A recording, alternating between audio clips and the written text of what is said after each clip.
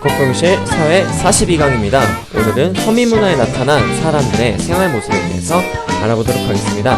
교과서 26쪽입니다. 네, 오늘 배울 내용은요, 어려운 건 없어요. 그냥 가볍게 우리 조선 후기에 서민 문화가 어땠는지, 양반의 문화가 아닙니다. 네, 서민 문화가 어땠는지에 대해서 알아보도록 하겠습니다. 네, 교과서 26쪽 확대해서 보도록 할게요. 네, 조선 후기에 들어오면서 사회에 경제적으로 많은 변화가 나타났다. 어떤 변화가 있냐? 예, 농업과 상업의 발달로 경제적으로 여유 있는 서민이 늘어났다.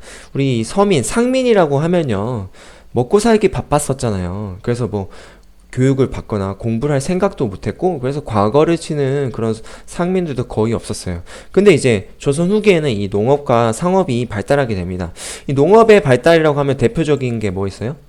그렇죠. 지난 시간에 배웠죠? 네, 모내기법. 이 모내기라는 것은 다시 말해 이양법이죠. 이 모판에 촘촘히 이렇게 씨를 심어가지고 그걸 옮겨가지고 나중에 심는 거죠. 그래서 이걸 통해서 이제 이모작이라고 하는 농사를 두 번 짓는 것도 가능하게 되고요. 그 다음에 밭농사에서는 이런 식으로 그 선생님이 수업 중에 설명을 했지만 이 골뿌림법이라고 해서 흙을 이런 식으로 V자로 파서 이 파여있는데, 네, 파여있는데 씨를 뿌리면은 씨가 어는 것도 방지가 되고, 비가 내렸을 때 이쪽에 물이 이렇게 고이게 되고, 그래서 이 생산량을 기하급수적으로 늘렸던 이 골뿌림법, 이런 농사 기술들이 많이 발달하게 되고, 그 다음에 상업의 발달, 네, 물건 사고 파는 것이 활성화되면서 이제 돈을 많이 버는 그런 서민들이 늘어나요. 농사를 잘 지어서 돈을 많이 벌고, 물건을 잘 팔아서, 네, 돈을 많이 벌고, 이런 서민들이 경제적으로 여유가 생기다 보니까, 이제 여유가 생기니까 마음에 여유가 생기면 당연히 뭐라겠어요? 뭐 하지? 우리 지금 지금 사람들도 보면은 경제적 여유가 있으면은 영화도 보러 가고 뭐 뮤지컬 그다음에 여행도 가고 이런 식으로 옛날에 이런 서민들도 이제 문화 예술에 대한 관심을 갖기 시작했다는 겁니다. 네, 너무 서론이 조금 길었는데요. 이게 근데 굉장히 중요해요. 왜냐면 서민 문화의 발달이 뭐 뒤에 보면은 뭐 풍속화가 뭐냐, 민화가 뭐냐, 그다음에 뭐 판소리가 뭐냐, 탈춤이 뭐냐, 뭐 요런 거를 세세하게 아는 것보다는 선생님 생각할 때는요. 왜 이런 문화들이 나오게 됐냐? 먹고 살기 진짜 힘들었으면 이런 문화가 나오지도 않았어요. 만약 전쟁이 또 이때 일어났다. 그러면 이런 문화가 생기지도 못했겠죠. 전쟁이 없었고, 그 다음에 먹고 살만 하니까 이런 문화예술이 발전하게 되었다라고 보면 되겠습니다. 네, 그러면 먼저 27쪽에 넘어가서 풍속화부터 볼게요. 조선 후기 풍속화. 대표적인 화가는 김홍도, 그 다음에 신윤복입니다. 이 풍속화는 주로 사람들의 생활 모습을 재미있고 현실감 있게 표현한 것이 특징이고요. 그 다음에 김홍도는 주로 서민들의 모습을 그렸고, 그 다음에 신윤복은 양반 사회나, 그 다음에 여성의 생활 모습을 주로 그렸습니다. 여기 있는 그림들이 보면 다 이제 김홍도와 신윤복의 그림들이잖아요. 어떻게 보면 이런 딱 그림만 보면 아, 조선시대에는 이렇게 생활했구나, 조선의 여인은 이런 모습이구나, 네, 이런 것들을 알 수 있겠죠. 네, 풍속화 배웠고요. 그 다음에 넘어가서 민화 보겠습니다. 민화는 아까의 풍속화는 전문적인 화가들이 이제 그렸던 거라고 보면, 이 민화는 그냥 백성들이 비전문적으로, 전문적이지 않게 그렸던 거예요. 조선 후기에 유행했던 그림으로 소재가 이제 다양해서 보면은 뭐 해, 그 다음에 달, 나무, 꽃, 동물 이런 것들을 그리고요. 그 다음에 일정한 형식도 없었다. 자유로웠다. 그냥 마음대로 그렸다.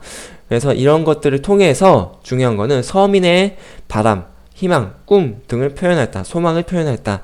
그래서 이런 것들을 이제 꿈이 이루어지기 위해서 이 벽에 걸거나 병풍으로 만들었다. 그러면 이 민화엔 뭐가 있냐면요. 자코도라는 것은 이제 까치와 이제 호랑이를 그린 그림인데요.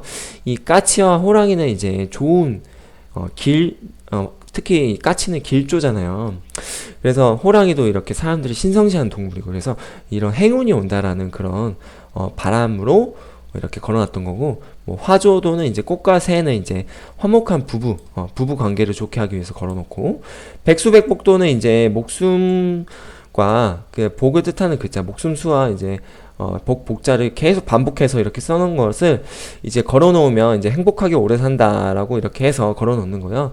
문자도는 이제 그림인데 이거를 이렇게 글자 로 이렇게 전체적으로 표현을 한 겁니다. 그래서 이거는 이제 효하고 관련된 이런 민화가 되겠습니다. 자, 그 다음으로는 이제 사람들이 교육에 대한 열의가 생기는 거예요.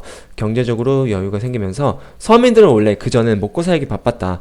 하지만 이제 돈을 많이 버니까 공부도 좀 해봐야지. 공부를 해야 양반처럼 되지 라는 생각을 했던 거예요.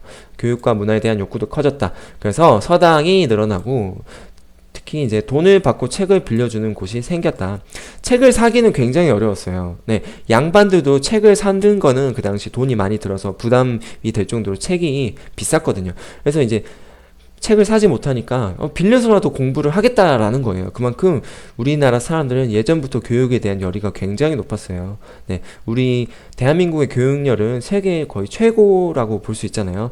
그래서 교육을 받고 조선시대 후기에 문학을 접할 기회가 많아졌다. 누가요? 양반이 아니라 서민들이. 그 다음에 한글을 익힌 서민들이 늘어나면서 한글 소설이 널리 보급되었다. 대표적인 한글, 허균이 지은 홍길동전, 그 다음에 춘향전, 심청전, 흥부전, 장화홍련전 등이 있다라고 보면 되겠습니다. 그 다음에 이제 판소리가 나오는데요. 소리꾼이 이제 즉흥적으로 내용을 더하거나 뺄 수 있고 거의 라이브예요. 대본이 없다고 보면 돼요. 관중도 함께 참여할 수 있기 때문에 서민들에게 큰 호응을 얻었고 이 판소리는 서민과 양반 모두에게 사랑받는 문화로 발전하게 되었어요.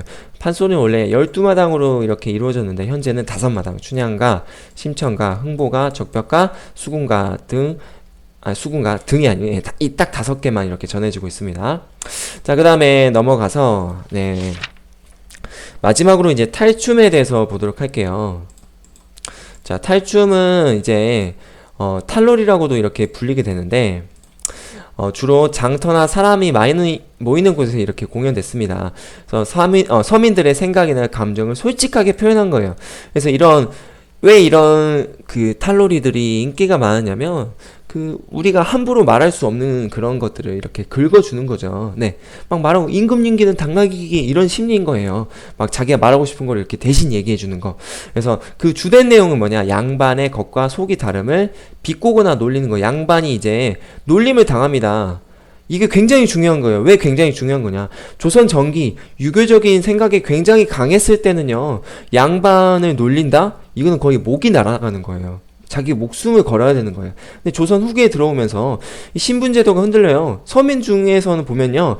오히려 양반보다 잘 사는 사람이 생겨버려요. 나중에는 그래서 이 잘 사는 서민들이 양반의 계급을 돈을 주고 사기도 하거든요.